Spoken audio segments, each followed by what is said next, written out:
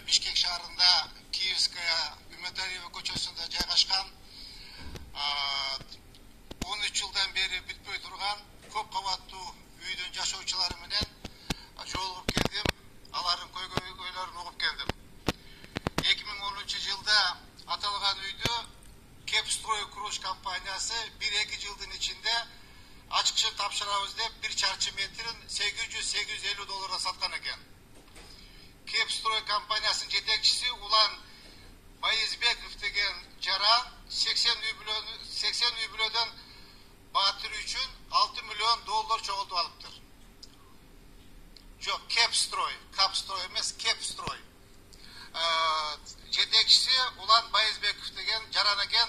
Урматтуу Нурлан Тургунбекович, урматтуу Алмаз Акынжан, ушул маселени бир көзөмөлгө алып, чечип берүүңүздү суранабыз. Эми бул жарандардын айтуусуна караганда,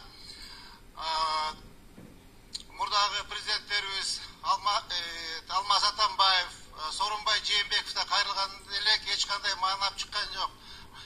Азыр мынакей урматтуу президентибиз Садыр Нуркожоевич Жапаров келгенде аябай сүйүнүп, кубандык элек.